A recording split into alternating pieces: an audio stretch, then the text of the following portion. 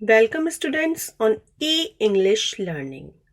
देखिए हम जो है वो लिटरेरी टर्म्स, मैंने पहले वाली वीडियो में लिटरेरी टर्म्स बताई थी जो 12th स्टैंडर्ड में है, आरबीएससी 12th स्टैंडर्ड में।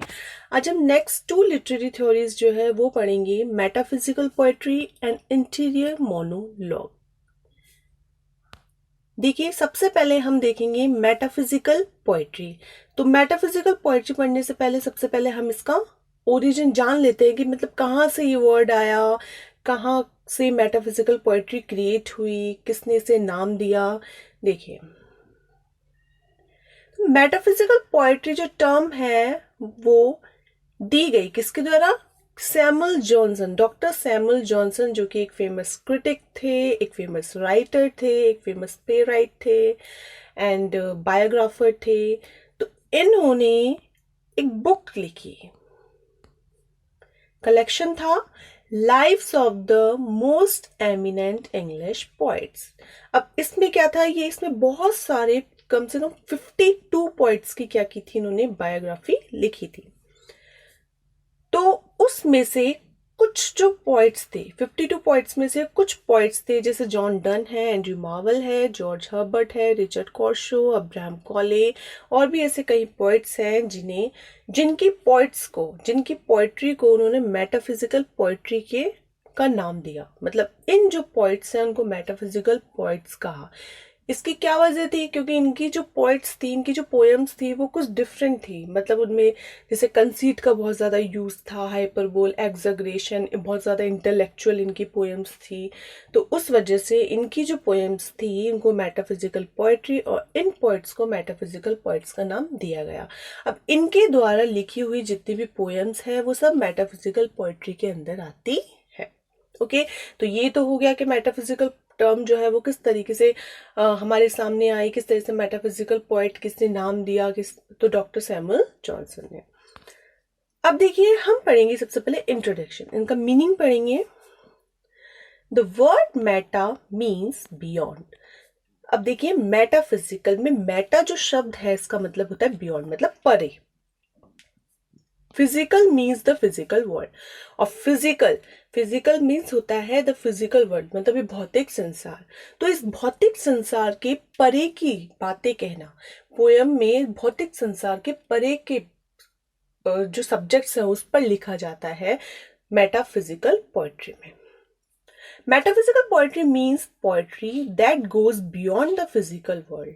मतलब ऐसी पोएट्री, ऐसी कविता जो कि जिसमें भौतिक संसार से परे की बातें कही जाती है, हमारी जो सेंसुअल वर्ल्ड है उस संसार से बिल्कुल अलग बात कही जाती है। And explore the spiritual world, ये हमारे सामने, ये जो पोएट्रीज होती है वो हमारे सामने आध्यात्मिक संसार को उजागर करती है। मतलब भगवान है, सोल है, गॉड है, फेथ है, conjugal love, platonic love, philosophical poem होते हैं, दार्शनिक कविताएं होती है जो हमारे सामने भौतिक संसार को उजागर करती है। देखिए metaphysical poetry refers to a type of very intellectual poetry. ये जो पोएम्स होती है वो बहुत ज्यादा इंटेलेक्चुअल, मतलब बौद्धिक होती है, मतलब बहुत ज्यादा बुद्धि का यूज करना पड़ता है इन्हें समझने के लिए, इन्हें पढ़ने के लिए। हाईली इंटेलेक्चुअल पोएम्स होती है ये। It is a type of poetry dealing with abstract और फिलोसफिकल सब्जेक्ट। इसकी ये कौन कौन से सब्जेक्ट्स पे लिखी जाती है? फिलोसफिकल सब्जेक्ट्स पे, मतलब दार्शनिक विषयों पर, जैसे कि लव है, लव में भी जैसे कंजुगल लव है, प्लेटोनिक लव है, रिलीजन है, धर्म है, भगवान गॉड है, ब्यूटी है, वो भी spiritual beauty, spiritual faith and so on. ठीक है, तो इस तरह की जो पोएट्री होती है वो मेटाफिजिकल पोएट्री कही जाती है। ठीक है, ये तो हो गया इसका point two point introduction metaphysical poetry का। देखिए पॉइंट टू पॉइंट जब हमने इसे समझा उसके बाद जो है हम देखेंगे कि किस तरीके से हमको एग्जाम में लिखना है। 50 वर्ड्स के लगभग हमें लिखना होता है, 3 मार्क्स की होती है। तो the term metaphysical poetry was first use by critic Samuel Johnson. हमने पहले पढ़ा पॉइंट्स में कि डॉक्टर सैमुअल जॉनसन ने सबसे पहले यूज किया इस टर्म को, मेटाफिजिकल पोएट्री को, for a group of poets, उन पोइट्स के लिए जैसे कि जॉन डन है, एंड्रयू मार्वल है, जॉर्ज हर्बर्ट है, अब्राहम कॉले है, etcetera, and he called them metaphysical poets. उसने, डॉक्टर सैमुअल जॉनसन ने उन पोइट्स को मेटाफिजिकल पोइट्स कहा as they wrote poems on the subject beyond the physical world, क्योंकि उन्होंने पोएम्स लिखी उन विषयों पर, किन विषयों पर? फिजिकल वर्ल्ड, जो कि बियॉन्ड द फिजिकल वर्ल्ड, मतलब भौतिक संसार के परे के विषयों पर उन्होंने क्या की? अपनी पोएम्स लिखी, जैसे कि लव है, गॉड है, स्पिरिचुअलिटी है, एक्सेट्रा। देखिए, the works of these poets were characterised by the inventive use, और ये जो पोइट्स के जो वर्क थे, पोएम्स थी, उनमें हम यूज देख सकते हैं किसका? कंसीट का, आयरनी का, पैराडॉक्स का, हाइपरबोल का, फार-फेच्ड इमेजेस का, यूज ऑफ विट का। अब ये सब चीज़ें क्या हैं? ये फिगर ऑफ स्पीचेस हैं, मतलब अलंकार है जो पोएम में पोएम को हाईली इंटेलेक्चुअल बनाने के लिए यूज़ की जाती है। जैसे कंसीट है, कंसीट क्या होता है? हाई स्टैंडर्ड का मेटाफर आप इसे बोल सकते हैं, कंपैरिजन, दो ऑब्जेक्ट में बीच में ऐसा कंपैरिजन होता है कि दोनों का आपस में कोई बिल्कुल डिफरेंट होती है दोनों ऑब्जेक्ट्स, लेकिन उसमें कंपैरिजन कर दिया जाता है, ठीक है? तो हाई स्टैंडर्ड का मेटाफर होता है। आयरनी है, पैराडॉक्स है, आयरनी व्यंग है, पैराडॉक्स भी दो अपोजिट स्टेटमेंट्स होते हैं। हाइपरबोल है, बहुत बड़ा चढ़ाकर बातों को पेश किया जाता है। फार-फेच्ड इमेजेस है, और यूज़ ऑफ विट है, ठीक है? बहुत बुद्धि का यूज़ किया जाता है, बहुत इंटेलेक्चुअल विट का यूज़ किया जाता है इस पोइट्री में। The metaphysical poetry is a blend, blend means mixture है, किसका? ऑफ इंटेलेक्चुअल एंड इमोशंस का, बौद्धिक शक्ति का, अपनी बुद्धि का, और इमोशंस का, भावों का, ठीक है? बहुत ज़्यादा इंटेलेक्चुअल होती है, मैंने आपको बताया पहले। Reader has to be intellectual enough to understand the metaphysical poetry. एक जो पाठक होता है, पढ़ने वाला होता है मेटाफिजिकल पोइट्री को, जो रीडर होता है, उसको बहुत बुद्धि की आवश्यकता होती है इसे समझने के लिए, मेटाफिजिकल पोइट्री को समझने के लिए, क्योंकि बहुत सारे कंपैरिजंस किए जाते हैं, बहुत फिगर ऑफ स्पीचेस यूज़ किए जाते हैं, तो उन सब चीज़ों को समझना होता है, तभी हम उसका जो मीनिंग बहुत डीप होता है, और उस डीप मीनिंग को समझने के लिए बहुत ज़्यादा इंटेलेक्चुअल विट की हमें ज़रूरत होती है। तो ये जो है, आप यदि 50 वर्ड्स के लगभग है तो आप उसको एग्ज़ाम में आराम से 12th क्लास के एग्ज़ाम्स में लिख के आ सकते हैं। फिर अब इसके आगे जो है वो हम देखेंगे interior monologue. Next literary term है इंटीरियर मोनोलॉग, ठीक है? इंटीरियर मोनोलॉग को देखिए, हम समझेंगे इसमें क्या है। देखिए, अगर वर्ड टू वर्ड अगर हम इसका मीनिंग देखें तो इंटीरियर मतलब होता है आंतरिक, मोनो मतलब होता है सिंगल, वन, लॉग स्टेटमेंट मतलब एक व्यक्ति के द्वारा दिया गया जो स्पीच है। अब वो स्पीच होता है बेसिस पे, किसके बेसिस पे? जो उसके अंदर जो थॉट्स चल रहे हैं, विचार चल रहे हैं, उनको वो अपने ऑडियंस के सामने प्रेजेंट करता है, जो भी उसके अंदर थॉट्स वगैरह चल रहे हैं, ठीक है? और ऑडियंस कैसी होती है? लिसनर बिल्कुल साइलेंट होते हैं।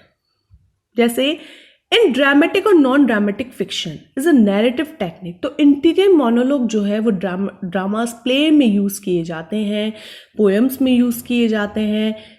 कैसे? That exhibit thoughts passing through the mind of the protagonist, मतलब ये हमें क्या करते हैं? एग्जिबिट मतलब शो करते हैं, एग्जिबिट मतलब शो करना, उन विचारों को जो एक प्रोटोगोनिस्ट मतलब हीरो, लीड कैरेक्टर, जो उस लीड कैरेक्टर के दिमाग में जो भी विचार चल रहे हैं, वो रीडर्स, वो ऑडियंस के सामने क्या किए जाते हैं? शो किए जाते हैं, पेश किए जाते हैं, प्रेजेंट किए जाते हैं। तो ये जो नैरेटिव टेक्निक होती है वो अपनाई जाती है, एक कहानी की तरह होती है, अपनाई जाती है ड्रामास प्ले में भी और पोएम्स में भी। नेक्स्ट देखिए, दीज एक्सप्रेशंस में बी आइदर लूजली। अब सबसे पहले हम देखेंगे कि ये जो थॉट्स हैं, ये जो विचार है, ये जो एक्सप्रेशंस हैं, ये किससे रिलेटेड, मतलब किस तरीके के होते हैं, किस टाइप के होते हैं। या तो लूजली रिलेटेड इम्प्रेशंस हो सकते हैं, मतलब या तो कि भाई हाँ, अब सडनली हमारे दिमाग में आ गए और हमने जो है ऑडियंस के सामने पेश कर दिए। फ्री एसोसिएशंस, बिल्कुल जिसका हमने कोई प्री प्लान नहीं हो, जो हमारे बस हम स्टेज पे गए, हमारे दिमाग में जो भी आया वो हमने ऑडियंस के सामने प्रेजेंट किया। And more rationally structured sequence of thoughts and emotions, या फिर क्या हो सकते हैं? बहुत तर्क वितर्क, सोच विचार कर पेश किए गए क्या हो सकते हैं, विचार भी हो सकते हैं। ठीक है, तो किस टाइप के, फर्स्ट हो गया कि इंटीरियर मोनोलॉग क्या होता है, ठीक है। सेकंड पॉइंट हो गया कि किस टाइप के थॉट्स होते हैं, या तो लूजली रिलेटेड होते हैं या फिर मोर रेशनली स्ट्रक्चर्ड थॉट्स हो सकते हैं। तो ये हो गए टाइप ऑफ थॉट्स। नेक्स्ट देखिए, next point, interior monologue includes dramatised inner conflicts. अब इंटीरियर मोनोलॉग जो है वो उसमें थॉट्स जो है उसमें किस तरीके के थॉट्स होते हैं, मतलब कैसे कैसे थॉट्स होते हैं। या तो इनर कॉन्फ्लिक्ट्स होते हैं, मतलब जो लीड कैरेक्टर होता है, हीरो होता है, उसके इनर जो अंदर उसके संघर्ष चल रहे हैं, अंदर जो उसके दिमाग में कॉन्फ्लिक्ट्स चल रहे हैं, वाद विवाद चल रहा है, कुछ बातें चल रही है, या फिर सेल्फ एनालिसिस वो अपने बारे में प्रस्तुत कर सकता है, अपने आप को एनालाइज करता है। इमेजिन डायलॉग्स या फिर कोई काल्पनिक डायलॉग्स भी हो सकते हैं, या तर्क वितर्क भी अपने आप से वो कर सकता है। तो जैसे हमने मोनोलॉग में पढ़ा था ब्रोकन इमेज, जिसमें हम देख सकते हैं गिरीश कर्नाड के, जिसमें वो अपने इनर सेल्फ से अपना इनर कॉन्फ्लिक्ट पेश किया है, वहाँ पे इनर कॉन्फ्लिक्ट शो किया है। तो ऐसे कई सारे वर्क्स हैं जिसमें इंटीरियर मोनोलॉग का यूज़ किया गया है। अब लास्ट पॉइंट देखिए कि it may be direct first person expression, कि अब ये दो तरीके से होते हैं। इंटीरियर मोनोलॉग जो होते हैं वो दो तरीके के होते हैं। फर्स्ट होता है डायरेक्ट इंटीरियर मोनोलॉग, सेकंड होता है इनडायरेक्ट इंटीरियर मोनोलॉग।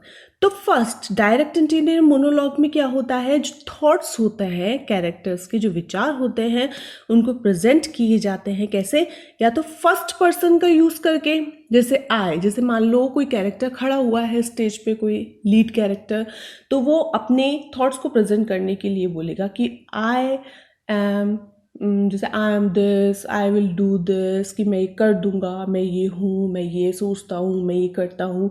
तो या फिर हम ऐसा करते हैं। तो आई और वी का फर्स्ट पर्सन का यूज़ करके वो क्या करेगा, अपने थॉट्स को एक्सप्रेस करेगा, डायरेक्टली एक्सप्रेस करेगा अपने थॉट्स को। ठीक है, तो ये तो हो गया डायरेक्ट इंटीरियर मोनोलॉग। या फिर it may be also third person expression, या फिर इनडायरेक्ट इंटीरियर मोनोलॉग भी हो सकता है। कैसे, थर्ड पर्सन का यूज़ करके, कि मतलब जो कैरेक्टर होगा उसके एक्सप्रेशन, लीड जो कैरेक्टर होगा उसके एक्सप्रेशन या थॉट्स को कौन एक्सप्रेस करेगा, ऑथर जो है वो अपना बैकग्राउंड साउंड देगा। कैसे यूज़ करके, ही थॉट, वो लीड कैरेक्टर के लिए ही मतलब थर्ड पर्सन का यूज़ करेगा। डायरेक्ट जो लीड कैरेक्टर है वो नहीं बोलेगा अपने थॉट्स को, बजाय जो ऑथर है, राइटर है, वो उसके थॉट्स को एक्सप्रेस करेंगे जैसे थर्ड पर्सन का यूज़ करके, जैसे ही है। ठीक है, तो इस तरीके से ये होता है interior monologue, indirect interior monologue बोल सकते हैं। तो ये आई होप आपको समझ में आया होगा क्या होता है इंटीरियर मोनोलॉग एंड क्या होता है मेटाफिजिकल पोएट्री। आगे किसी भी लिटरेचर के कोई भी टॉपिक को समझने के यदि आप समझना चाहते हैं तो कमेंट में लिख सकते हैं। Thank you. हमारे ई इंग्लिश लर्निंग चैनल को आप लाइक एंड सब्सक्राइब कीजिए। Thank you so much.